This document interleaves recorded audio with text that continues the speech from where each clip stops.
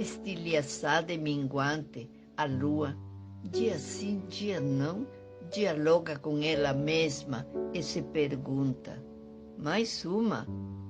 Gisele Eva Pereira, Margarida Inês Silveira, Júlia Aparecida Cruz, Ângela Dias Cipreste, Martina Deus me acuda, Socorro Cirlei Gonçalves, Dolores Campos da Silva.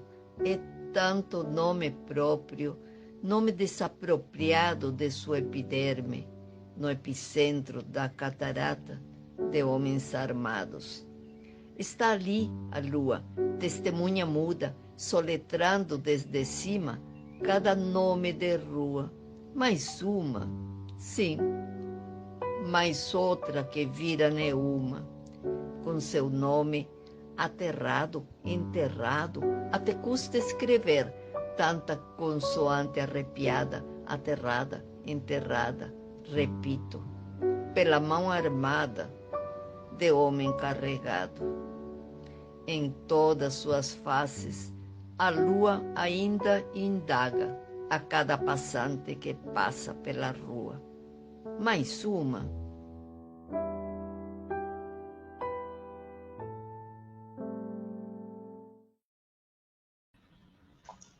Boa noite, pessoal. Boa noite, César. Boa noite, amigo. Começamos bem o programa, né? Um dia depois do Dia Internacional da Mulher, exibimos o vídeo Até a Luz se Pergunta, um poema maravilhoso da Glória Quirinos, que é a nossa entrevistada de hoje, né? Hamilton, antes de passar a palavra a você, eu queria fazer uma pequena homenagem a dois poetas aqui de São Paulo que faleceram recentemente.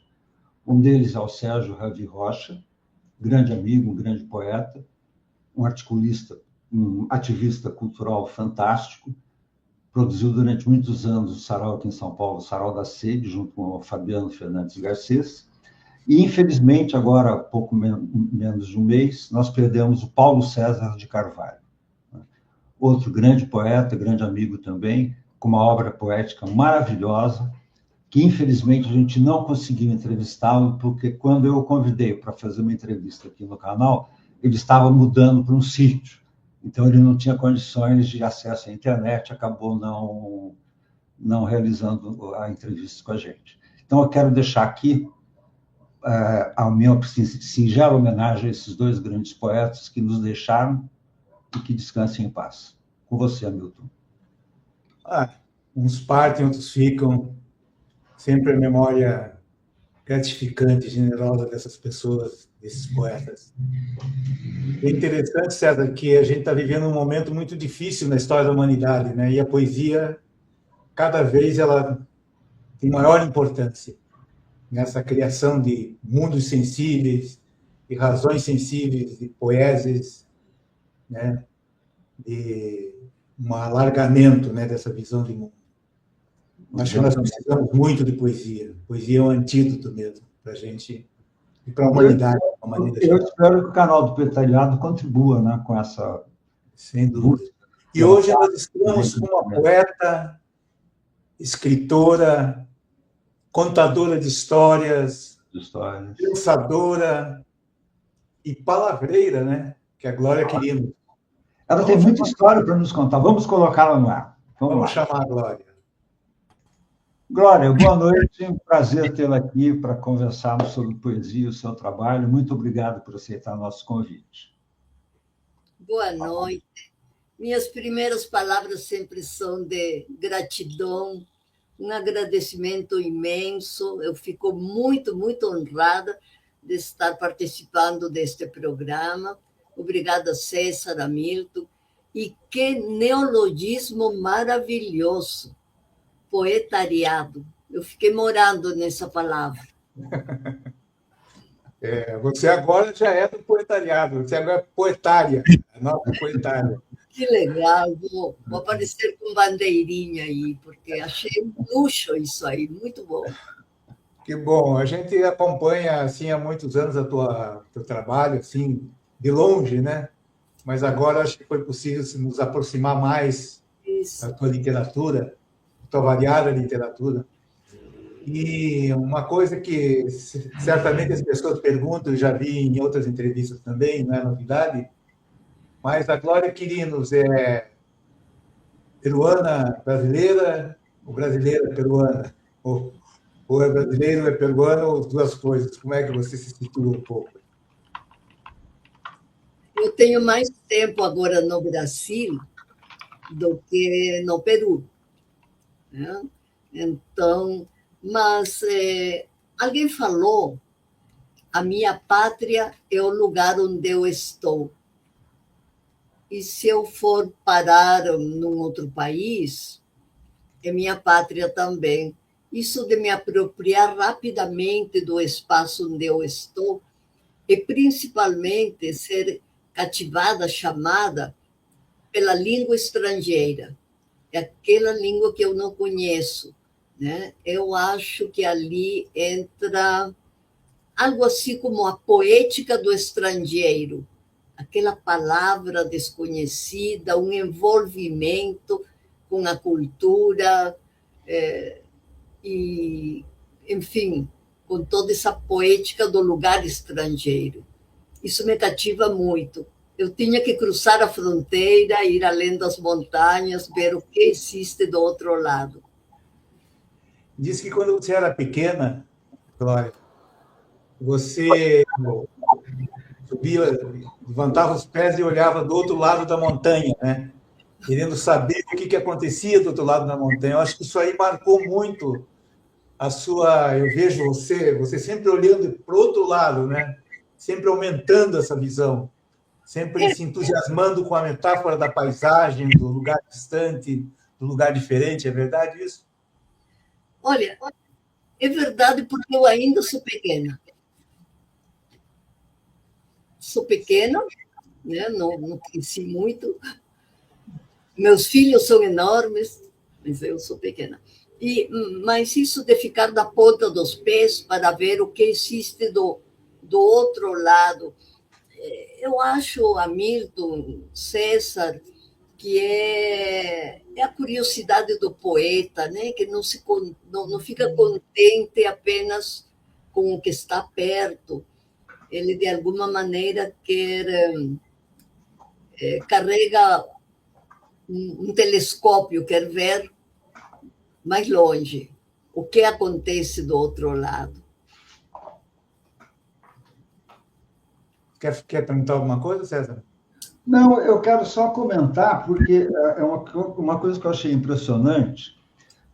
Eu li da Glória a dissertação de mestrado dela, chamada Criança e Poesia na Pedagogia Freinet, né? Onde ela vai fazer essa relação exatamente da poesia com a criança, né? E a criança, a gente pode dizer, nas minhas palavras, que a criança vive em estado constante de poesia. E é importante o poeta não perder essa infância, né? E aí é curioso, porque assim, se a gente pega os livros da Glória, Sapato Falador, Entre Dezembro e Janeiro, Sete Quedas, Sete Anões e um Dragão, é impressionante. Ela tem uma linguagem assim, absolutamente poética, no sentido da criança poética, né? E eu acho isso muito interessante, inclusive esse livro, Sete Quedas, Sete Anões e um Dragão, que o título leva a gente para uma situação imaginária, né? Ogros, dragões. Na verdade, através de uma poesia maravilhosa, ela descreve a destruição de Sete Quedas, né? E é uma pena, porque assim, não dá para a gente ler o poema todo aqui, porque é bastante longo, né? Mas, por exemplo, ela começa assim: eram sete quedas, cantarinas que corriam, arco-íris feito água, em mil saios de filó, sete notas dançarinas, si, lá, sol, fá, mi, ré, dó. Né? Eram sete quedas, e sete anões que brincavam, cambalhotas de ternura, banhos de espuma e lua, tudo assim continuariam, mas vejam só o que aconteceu à plena luz do dia. E aí o poema continua e vai fazer exatamente a descrição de um fato real, né? Que, aliás, eu estive nesse dia lá, quando acabaram as Sete Quedas, teve um acampamento gigantesco, né? e eu estive lá, foi uma aventura chegar lá, mas foi maravilhoso e ao mesmo tempo triste, né? E eu queria, Glória, que você comentasse um pouco essa sua verve poética infantil. Por exemplo, esse livro, né? Como é que você gerou Sete Quedas, Sete Anões e um Dragão? Eu morei, Maravilhosas, por sinal, né? eu morei numa época no oeste do Paraná. Naquela época que, que estavam construindo a hidroelétrica de Itaipu e precisavam desapropriar as pessoas da redondeza, né? Então, eu cheguei a ver brinquedos, bonecas boiando, as famílias se abraçando nas árvores, nas casas, nos espaços delas, e tendo uma resistência, não querendo sair desse lugar que seria alagado.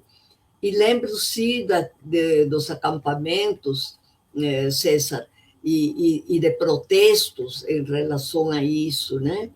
Inclusive, parece que deram 7 dias de despedida, não é? E nisso tudo arrebentou uma das pontes, morreu muita gente, enfim. Daí a parte mais triste está resgatada aqui na parte final. Você leu o começo das Sete Quedas, eu vou ler um pouquinho o final. Eram sete anões que partiram sem nenhum rumo, pé por pé, passo a passo, pensando alto, desapressando o passo. Eram seresteiros dos 7 ventos que marcavam o descompasso do pensar alto e o lento passo.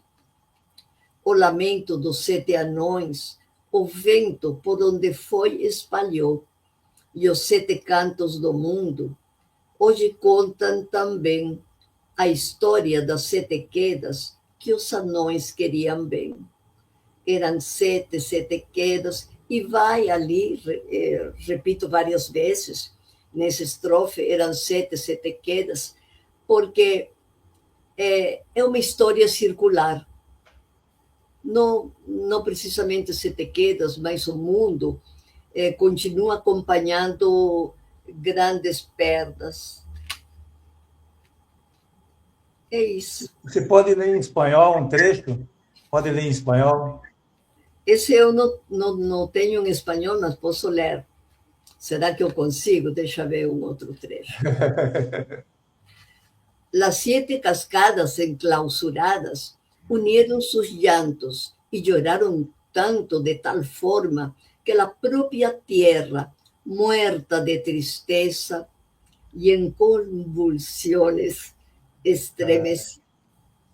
Que lindo, é outra musicalidade, né? Musicalidade. Tentei. Olha, é interessante você, porque você fez uma tese assim, com todos os rigores, né, da academia, vamos dizer assim, né, e você se dedicou mais a essa criação da infância mesmo, né? Qual que é a importância dessa linguagem da infância para a criação de novas poéticas, para a criação de um outro tipo de educação, por exemplo?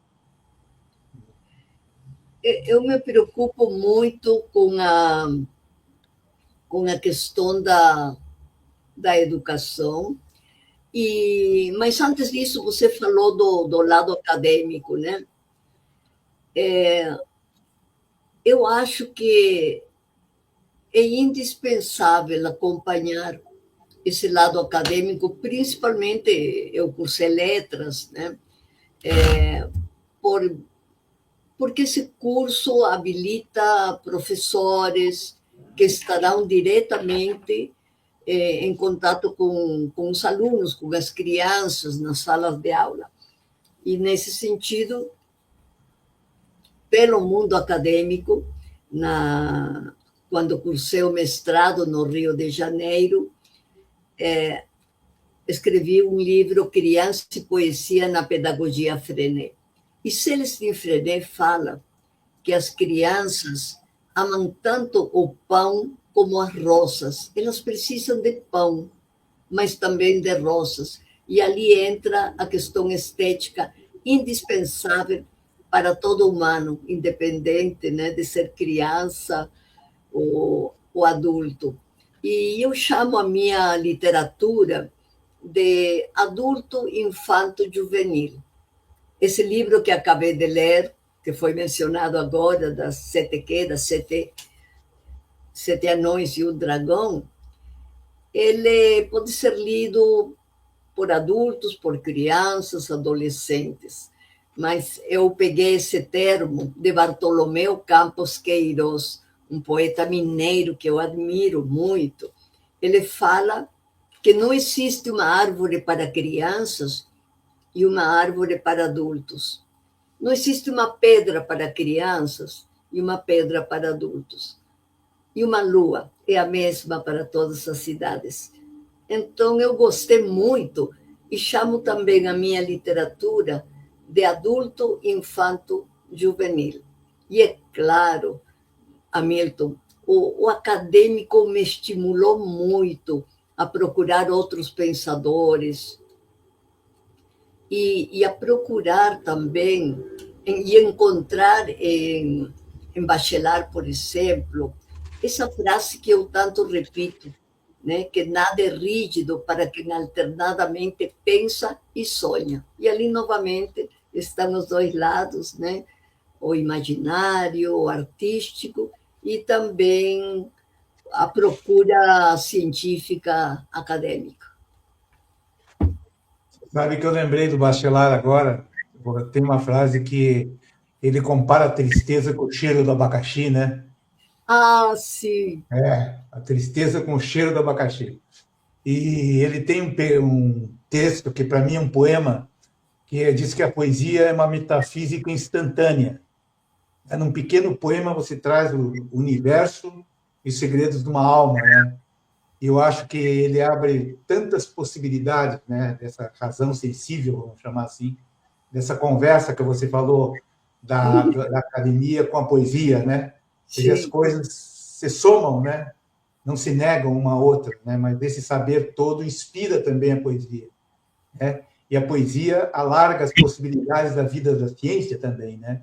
Porque a ciência precisa de estética também, não é? Não é verdade? Agora, você me provocou.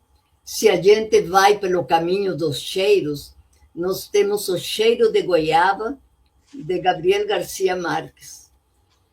E Bartolomeu Campos Queiroz, que citei há pouco, ele fala e lembra do cheiro daquele papel roxo que embrulhava maçã, né? Então, veja como estamos assim, tão próximos desses sentidos, né? Esse mundo sinestésico que nos rodeia. Você acaba de citar um cheiro, e daí eu veio trazer o cheiro de goiaba, de Gabriel Garcia Marques, o papel roxo da maçã, de Bartolomeu Campos Queiroz. E é isso, eu gosto demais essa conversa com as crianças, porque fazem isso que nós estamos acabando de fazer agora.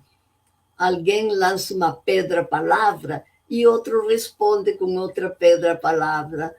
E é muito bonito, é um ping-pong, né? Uma dinâmica, um agito muito, muito intenso. E eu fico meio paralisada quando eu escuto essa conversa das crianças, e naturalmente me nutre demais.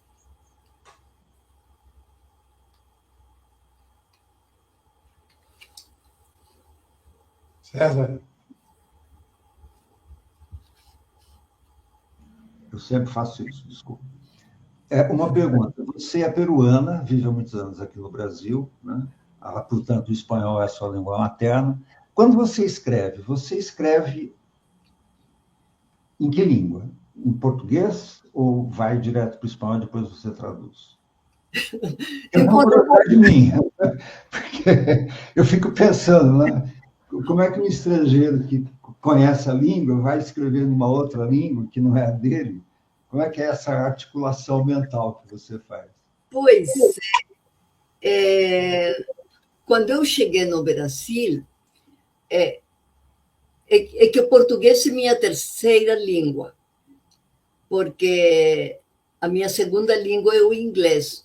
E quando eu cheguei no Brasil, eu comecei a dar aula de inglês e as escolas onde eu lecionava até me elogiavam muito, elas gostavam muito, porque eu falava inglês no recreio, na cantina, nos corredores, eu só falava inglês, porque não sabia português. Então, era uma saída aí que durou pouco tempo, porque uma hora eu sabia que eu tinha que encarar o português. Lecionei inglês no interior do Paraná, numa cidade pequena, que agora não é tão pequena, agora é município, o nome é Entre Rios. Ali tinha uma biblioteca. E daí eu li livro por livro, né? Machado de Assis completo, Graciliano Ramos completo, enfim, entrei pela leitura. E meu português também foi entrando junto por ali, literariamente. Eu acho que foi uma alfabetização literária que eu tive, porque contei com esse espaço da biblioteca escolar, onde eu lecionava, e tive essa facilidade de ler livro a livro. Tanto que, quando fiz o curso de letras da Universidade Federal do Paraná, aqui em Curitiba, eu já estava com os livros lidos. Isso foi muito bom. E escrevo diretamente em português. Muito A interessante. gente faz geralmente no programa a gente faz uma homenagem, assim, uma lembrança muito rápida, né, de uma pessoa que geralmente não está mais aqui entre nós, mas pode ser também uma pessoa que está. Você queria fazer uma homenagem? Sim. Então, eu vou fazer as duas coisas. Uma homenagem para uma pessoa que está e outra homenagem para uma pessoa que não está. Eliana Yunis, importantíssima na minha vida. Ela foi a minha orientadora no curso de mestrado na PUC do Rio de Janeiro. Ela orientou minha dissertação de mestrado, que atualmente está publicada em livro, como nome Criança e Poesia na Pedagogia Frenet. E não apenas orientadora nesse livro. Cada conversa com ela é sempre muito, muito estimulante e me provoca assim, uma série de ideias. Enfim, uma pessoa que admiro muito, muito e agradeço de maneira muito intensa. Obrigada, Eliana Yunis. E ela mora atualmente no Rio de Janeiro. Outra pessoa é Flaviana Granzotto. Flaviana Granzotto, ela morou em Camboriú. Eu tive a felicidade de caminhar, passear por essas praias de Camboriú, filosofando assuntos sobre a educação. Ela conheceu, veja só, ela conheceu pessoalmente o grande mestre francês Célestin Frenet. É incrível isso, poder conversar com uma pessoa que conheceu pessoalmente Célestin Frenet. Também todo o meu carinho, minha gratidão e extrema admiração para Flaviana Granzotto. Vamos chamar, César, o que você acha de chamar a Lilian? Com certeza. A Glória convidou para comentar a sua obra a Lilian Ginsky. Então, vamos colocar a Lilian no palco e agradecer a Lilian por ter aceito o convite da Glória para participar do nosso programa. Muito obrigado, Lilian. Palavras. Obrigado, Lilian. Eu que agradeço. Falar sobre a Glória é sempre muito gostoso, poético e inspirador. Pensando na Glória, eu selecionei alguns livros, eu tenho muitos livros da Glória. Adoro, sou fã. Mas tem um, Sintomas de Poesia na Infância. É um livro muito importante para quem escreve para crianças, para quem vive com crianças e para quem sonha como criança. Eu gosto muito desde o sumário até o livro. Se vocês repararem, o meu exemplar é todo colorido. Mas eu gostaria de ressaltar o sumário. Vejam que poesia. Sintomas de poesia na infância. Rinite aguda, delírio verbal, estado contemplativo, devaneio crônico, analogia intensa, isolamento fabuloso, surtos de genialidade, ingenuidade, abundante riso, acesso de perguntas, catapora inventiva, unidade de poesia intensiva, contaminação feliz, vitalidade poética. É um livro incrível. E uma pequena frase que me marcou. As palavras guardam em si sentimentos que, fraternizados com a sonoridade, ganham significados de profunda ordem. Quando trabalhamos com palavras, como é difícil defini-las, e a Glória consegue, de forma poética, de forma acadêmica, de forma brincante, mas ela nos alimenta com palavras.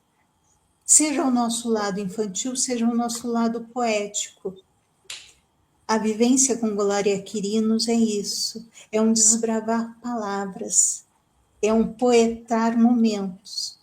Então, eu sou muito fã dessa mulher, eu acho ela incrível, e que bom que ela é agora a nossa brasileira. É peruana? Sim, mas em terras brasileiras. Sou muito fã e agradeço muito poder falar um pouquinho, só um pouquinho, do meu orgulho de ser amiga dessa grande mulher, dessa grande autora. Muito bom, muito bom.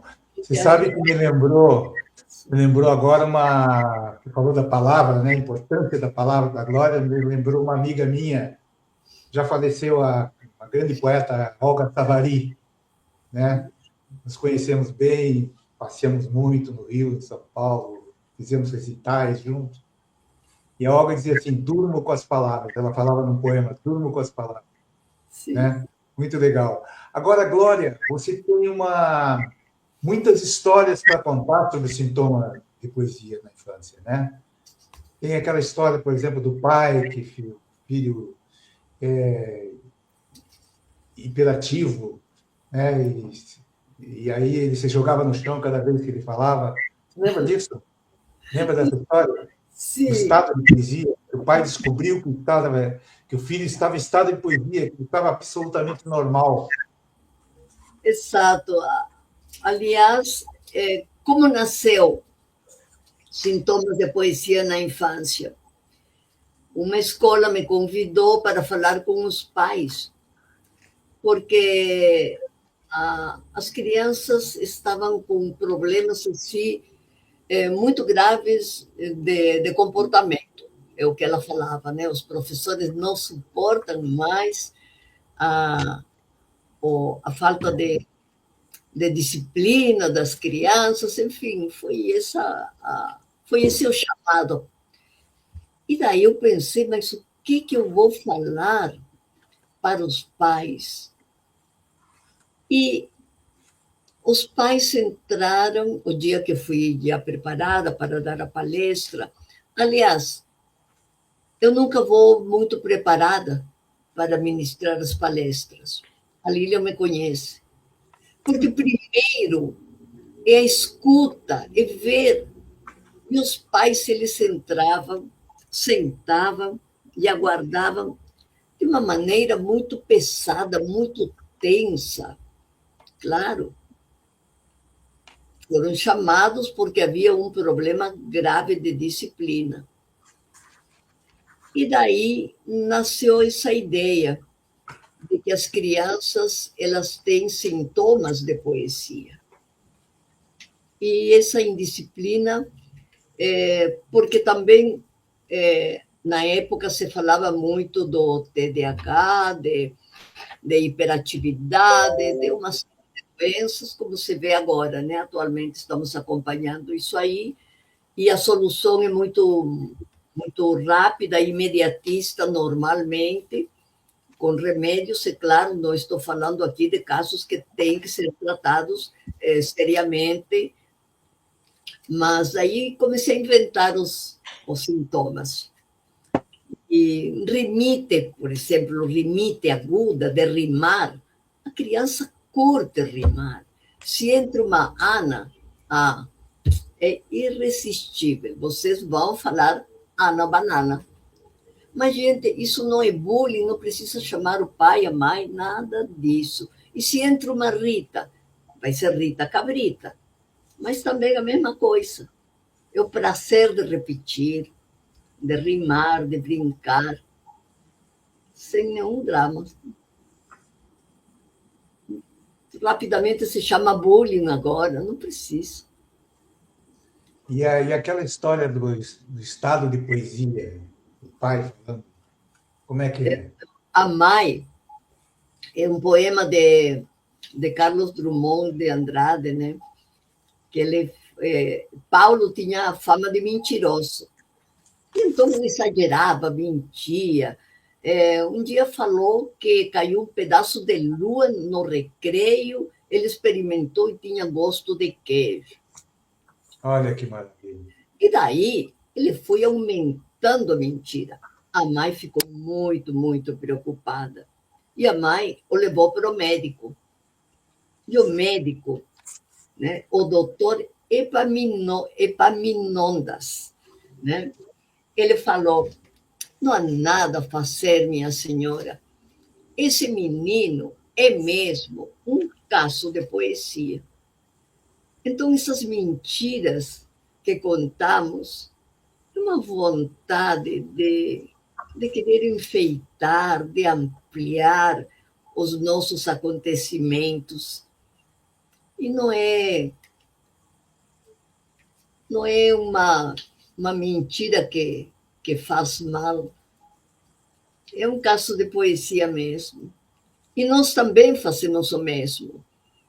Eu lembro que a minha mãe, na hora do café da manhã, perguntava o sonho para cada um. O que você sonhou? Eu não consegui fazer isso com meus filhos, perguntar para cada um qual foi o sonho. Mas na hora de contar o sonho, é claro que eu mentia muito. Eu inventava, porque eu queria deixar meu sonho mais interessante. Eu não queria contar um sonho sem graça. Muito bom. Não digo que a Glória é uma contadora de histórias. E ela diz aqui no livro, te conto que me contaram. Você tem esse... Te conto que me contaram que os contos andam santos e suas rezas se derramam como contas de rosário.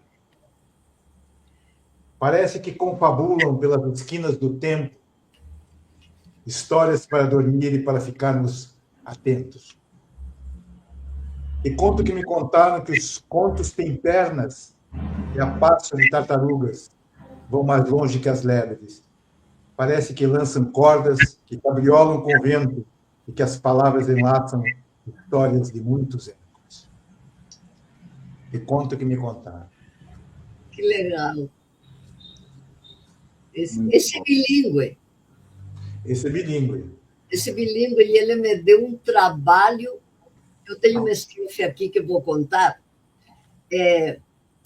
Te conto que me contaram que os contos andam soltos. Saíram de não sei onde, com saudade a tiracolo. Gente, como traduzir com saudade a tiracolo? Aquilo me deu trabalho, mas ficou assim. Acho que consegui. Te cuento que me contaram que os cuentos andam sueltos. Salieron de no sé dónde, cargaditos de recuerdos. Carregados de recuerdos. Mas o diminutivo em espanhol, né? Cargaditos, dá o cargaditos Sim. de recuerdos. Sim. E esses recuerdos dá uma. Mas demorei.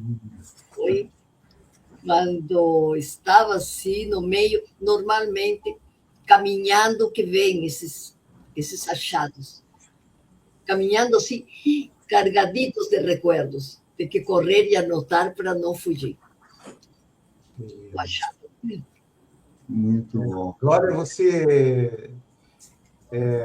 a Lilian também conhecem bastante, né, a proposta mais importante de poesia, né, de ação poética, vamos chamar assim, que é o Lavra Palavra, né, que é a sua oficina de vitalidade poética.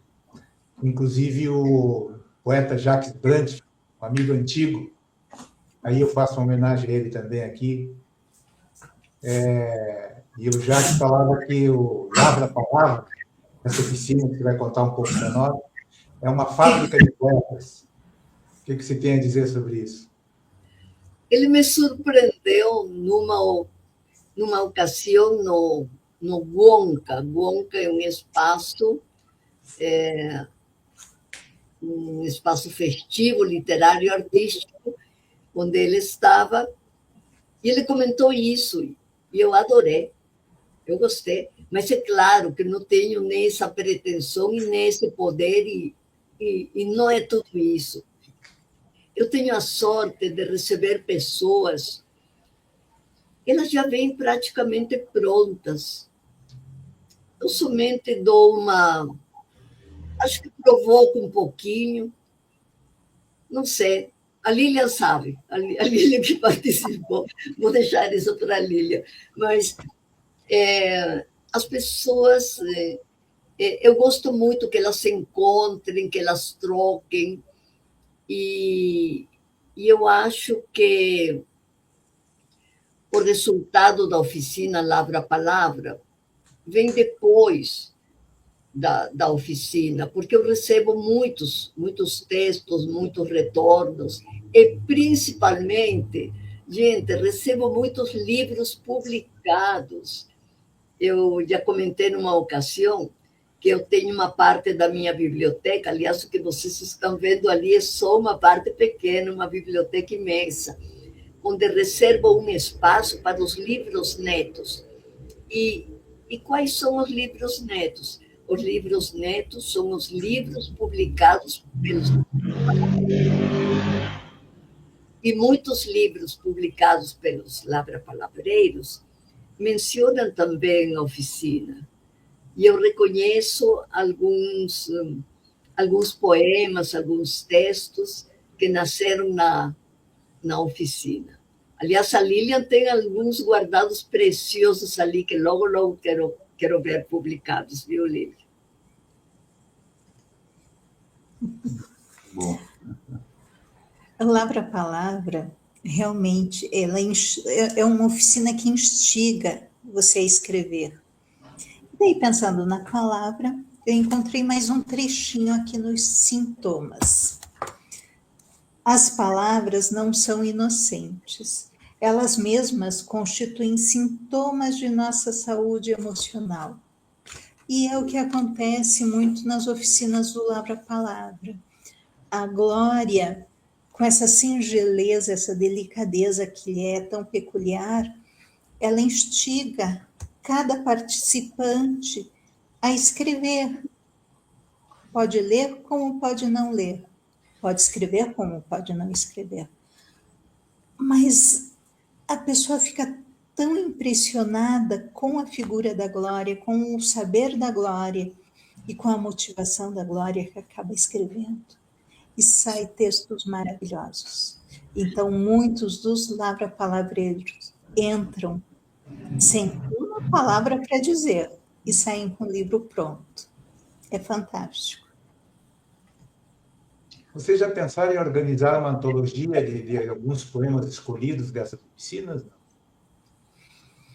Nós estamos organizando um audiolivro agora, da última oficina, né, Glória? Então, vai sair agora, até o meados do ano, sai o audiolivro, e daí... Legal. Quanto tempo que já tem a Lavra-Palavra?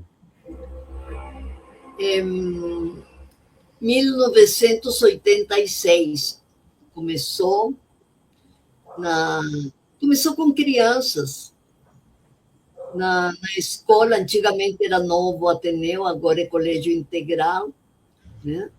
Me chamaram para ser professora de português e eu tive o bom senso de não aceitar. Com todo esse sotaque, professora de português. Daí a diretora, Tatiana Abel Attar, ficou um pouco sentida, meio decepcionada, e ela falou: olha aqui, tem toda essa lista de pessoas que recomendaram seu nome, agora você não aceita. Eu falei: não, eu tenho bom senso, os pais vão reclamar. Como que vão? Com todo... 1986, você se imagina, além do sotaque, meu português era péssimo, não podia. Mas aí ela falou: tá, vamos pensar. Depois me chamou e ela me falou: você vai ministrar os ateliês de literatura. Ah, mudou. Mas por onde começo? Pela palavra. E daí começou o Lavra-Palavra. As crianças, elas escreviam palavras, eu colocava as palavras dobradinhas num boné, né, uma criança, tirava uma, tirava outra, e então juntava e eles escreviam coisas lindas. Tudo isso está no livro ali, Criança e Poesia na Pedagogia Freinet, que é um capítulo Lavra-Palavra. Né? E daí, quando eu não ministrava esse joguinho, que não se chamava ainda Lavra-Palavra, as crianças falavam: abra a palavra, abra cadabra. E daí foi um passo, nasceu lá. Criança na sala de aula. Depois, a escola, num congresso internacional de pedagogia Freinet, que aconteceu em Camboriú, me falou: você, o que faz com as crianças, pode fazer com professores. Professores que vinham com diversas línguas, encontro internacional mesmo, ministrei Lavra-Palavra para eles. Então, foi esse o começo. Faz muito tempo. Ô, Glória, na sua obra teórica, conheço só esse livro, vamos ver, Criança e Poesia na Pedagogia Freinet, dá para perceber com clareza as suas influências filosóficas, né? Gaston Bachelard, Freinet, e você cita também uma Fezoli, né? Em que tipo de situação uma Fezoli te influencia? Esse sociólogo francês, que é extremamente rico, né? Extremamente original, né? Tive o prazer de conhecê-lo num congresso internacional em Porto Alegre, né? Com ideias assim, absolutamente renovadoras, né? Ele consegue quebrar os nossos paradigmas de uma forma radical, né? Queria que você contasse um pouquinho dessa influência do Mafezoli em particular. Então, eu conheci o Michel Mafezoli no Fórum Internacional de Estudos do Imaginário em Recife, né? Que eram organizados pela Daniele Rocha Pita. Daniele Rocha Pita era do Recife, a gente participava a cada 2 anos do Fórum Internacional de Estudos do Imaginário. E eu sempre apresentava algum trabalho, alguma pesquisa, e daí fiquei com essa impressão, César, que você acabou de falar sobre o Michel Maffesoli. Mas que fenômeno de pessoa! Incrível! Eu acho que anotava 4 palavras nas palestras dele e falava. E brilhantemente, fazendo conexões de diversos pensadores. E aquilo me impressionou muito. Aprendi muito com ele e apresentei no Fórum Internacional de Estudos do Imaginário uma pesquisa que foi um atrevimento. Por quê? Porque eu sabia que para Michel Maffesoli eu me sentiria autorizada a pensar atrevimentos. E foi o que eu apresentei, a pesquisa Tempo de Paradigmas. Paradigmas existem, e os paradigmas nos norteiam, tá? Mas é necessária a metáfora do mar, porque nada é estático, tudo muda, e como a natureza, né? Entraríamos numa geopoética, talvez, como o mar nos surpreende com uma sequência que não é nada regular de ondas, ou até certo ponto pode ser regular, mas daí vem a onda tangencial que muda tudo e nos faz repensar, ousar e principalmente caminhar de mãos dadas com a poesia, ali que entram os estudos profundos do imaginário, que tive a sorte de ser acompanhada pelo Michel Maffesoli no pós-doutorado na Sorbonne, na França, já há algum tempo atrás. Não publiquei ainda nada sobre o tempo de paradigmas, porque eles vão se construindo à medida que eu falo. Talvez não seja uma pesquisa que precise ser publicada, não sei. É mais pensada, falada, não sei. Vai que é um medinho meu de publicar. Mas tem, eu acho que uma visão no seu trabalho acadêmico interessante sobre a mitopoética das crianças também, né? Essa força mitopoética, né? Está presente nas crianças.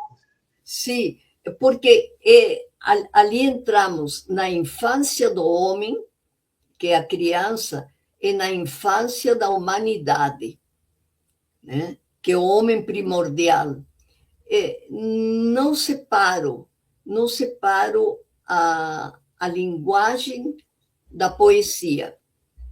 Aliás, tive a sorte de ministrar alguns módulos de pós-graduação com esse nome, com esse título, Linguagem e Poesia, porque elas nascem da mesma fonte.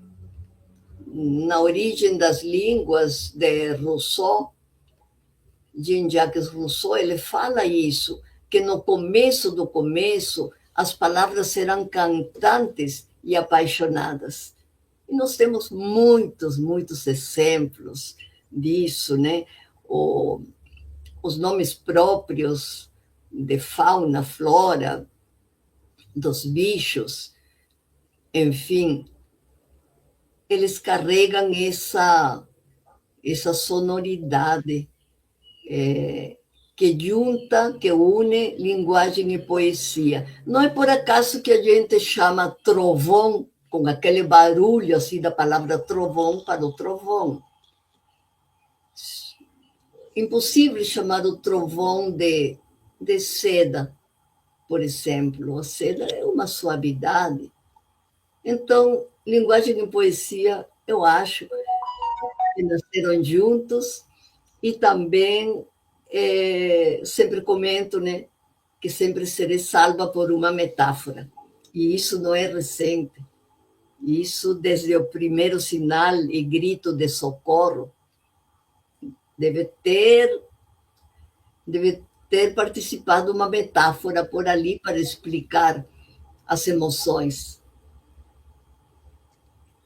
O Maffesoli, ao trabalhar com a questão da afetividade, né, nos tempos de hoje, né, afetividade, o acolhimento, a emoção, né, porque a razão, ela retirou todos esses componentes, né, lúdicos e sensíveis, etc. E ele fala muito na razão sensível, né? Talvez essa razão sensível tenha ampliado o imaginário de muitos poetas, né? Exatamente. Os diálogos com Maffesoli sempre foram muito ricos, muito intensos, e nesses encontros do imaginário, né, lá em Recife, naqueles fóruns internacionais de estudos do imaginário, conheci muitos pensadores que foram ampliados, enriquecidos, e essas trocas são muito importantes com o Maffesoli. Um deles, por exemplo, um convidado que conheci lá, é Ariano Suassuna. Que fantástico, Ariano Suassuna! Como é possível isso, né? Então, essa troca riquíssima a partir dos convidados ilustres que vinham do exterior, assim como Maffesoli, que era infaltável, né? nesses encontros do imaginário. Você falou muito bem, Hamilton, me lembrou muito bem a questão da razão sensível. Ele tem também a questão do nomadismo, que eu gosto demais, me encontro. Das tribos, né? Das tribos. Sim, o tempo das tribos, né? Então, e ele traz muito forte também a ideia do reencantamento, né? Sim, sim, do reencantamento. Ele fala da modernidade em confronto com a pós-modernidade, né? Exatamente. A modernidade com todo esse lado mais das ciências duras, do racionalismo, e a pós-modernidade indo mais ao encontro dessa ancestralidade, dessa riqueza do imaginário. Eu acho que por ali que nasceu esse capítulo do primeiro livro aí de Criança e Poesia na Pedagogia Freinet, que é da natureza mitopoética do ser humano. A gente se conta e quer contar histórias, e nisso que conta, que narra, a gente aumenta, inventa, amplia, recria, e deixa também os vazios. Para quê? Para que outro complete, para que o receptor complete e continue ampliando. E ali entra novamente essa figura de ondas. É uma viagem. É uma viagem. César, como é que está nosso tempo aí, César?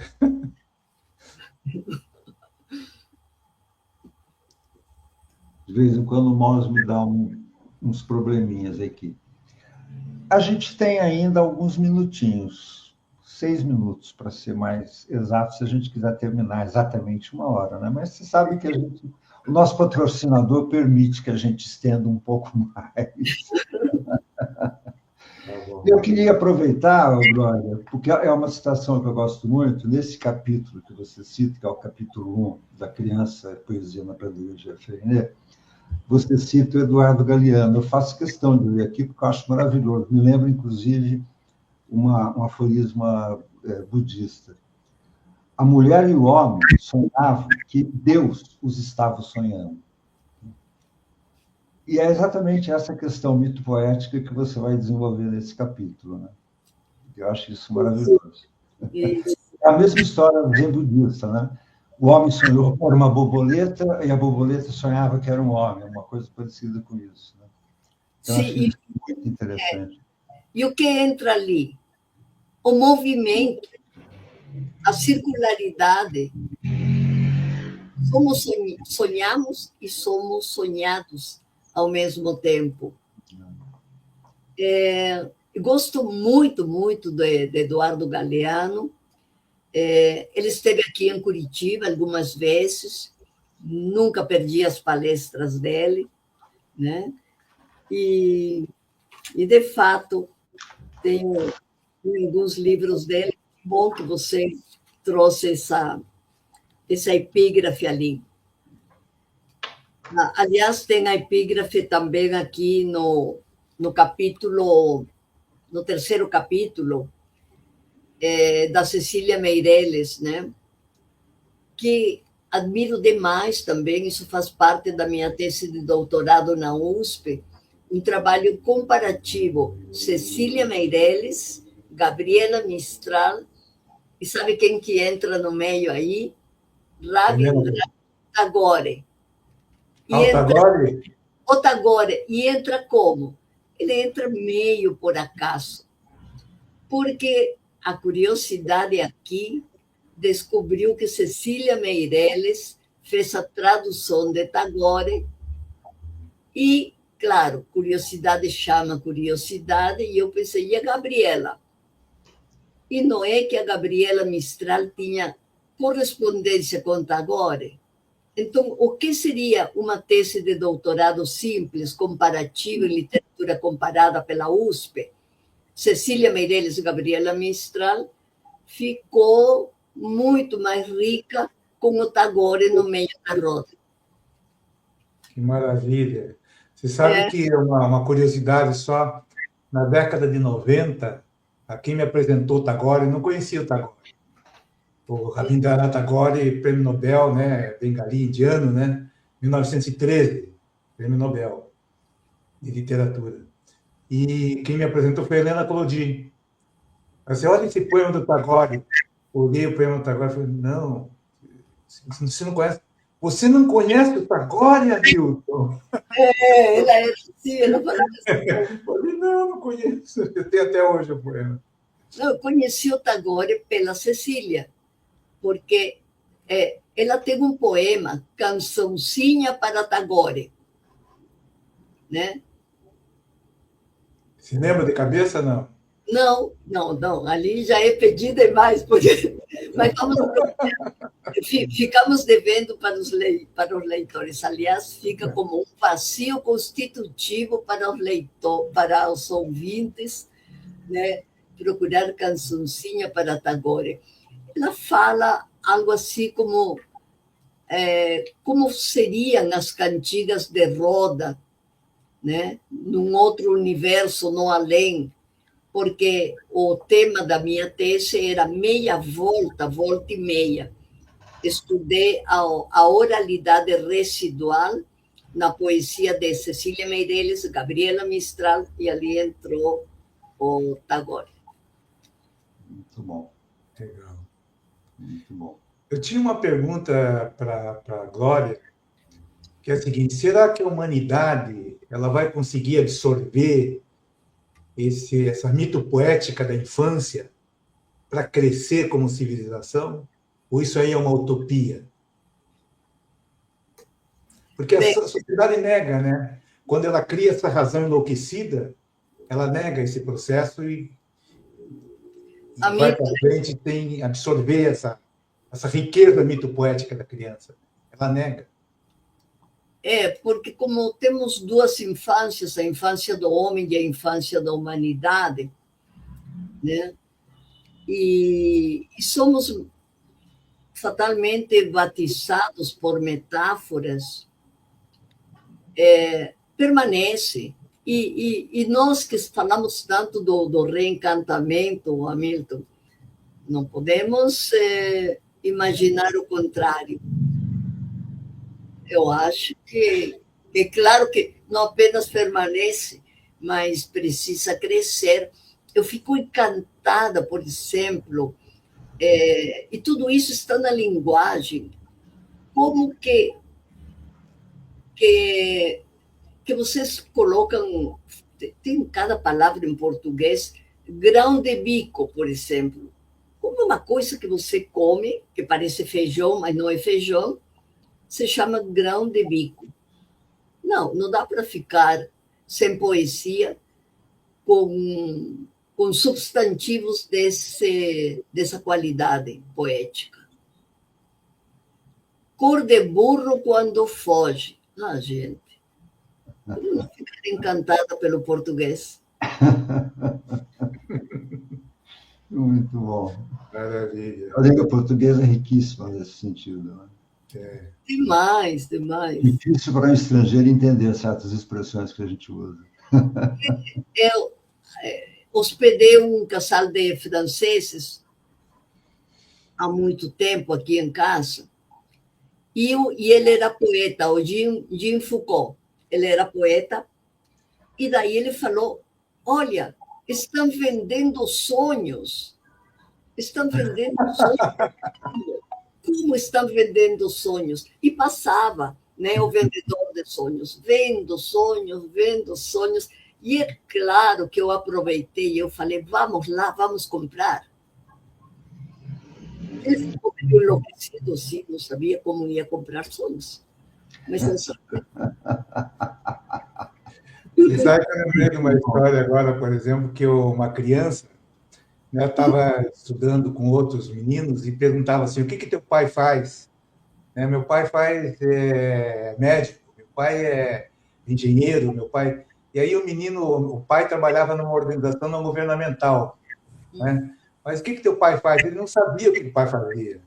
Dizia, meu pai mexe com reunião. Eles são ótimos. É genial, né? Mexe com reunião, ele pegou exatamente, é isso que ele faz. Se você me permite agora, eu preciso dar uma de youtuber. Né? Eu costumava fazer isso no começo, mas como no começo sempre tem muito pouca gente, eu passei a deixar para o final a propaganda do nosso canal. Né? Primeiro, eu quero agradecer o público que está nos assistindo fielmente aqui desde o começo e lembrá-los que o canal do Poetariado depende muito das curtidas e inscrições no canal. Né? Por que é importante? Porque quanto mais a gente curte e comenta os nossos programas, mais o algoritmo vai sendo distribuído, né? Hoje em dia é cada vez mais difícil, né? Mas isso ajuda a fortalecer, não o canal, mas a poesia, né? Porque as pessoas, à medida em que a gente vai curtindo e o endereço do canal vai se propagando, as pessoas têm a possibilidade de ver ou rever os nossos programas, né? Então, eu peço ao pessoal que está nos assistindo, por gentileza, se inscrevam no canal, comentem, curtem, deixem um comentário, enfim, dê um coraçãozinho, aquela coisa que todo youtuber fala. Então, eu quero deixar aqui essa lembrança para esse público querido que está nos assistindo. E quero aproveitar também, Glória, para fazer um elogio, não eu fazer um elogio, mas o Hernani Fraga, que não conhecia a entrevistada, que é fascinante, foi e tem sido uma alegria ouvi-la. Muito obrigado, Hernani, pelo seu comentário. Né? Hernani é um poeta também. Poeta também, exatamente, um grande poeta. Né? Ele está morando em São Paulo agora, mas ele já foi aqui de Curitiba. Ah, ele morou em Curitiba também? Maravilha. Maravilha. Bom, meus queridos, eu acho que, como diretor técnico do programa, sou obrigado a dizer que o nosso tempo está nos finalmente. Quero agradecer muito, Glória, por aceitar o nosso convite, a Lilian por aceitar o convite da Glória e participar do nosso programa, né? E deixar o meu grande agradecimento aqui, agradecer o pessoal que está nos assistindo e desejar a vocês uma ótima semana.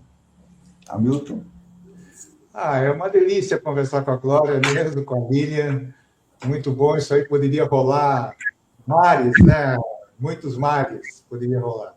E eu acho que tem a Glória tem assim uma descoberta, uma percepção assim da palavra poética da infância e do adulto também, né? Porque ela vai povoando, né, esses imaginários e ampliando nossos imaginários. Eu aprendi muito.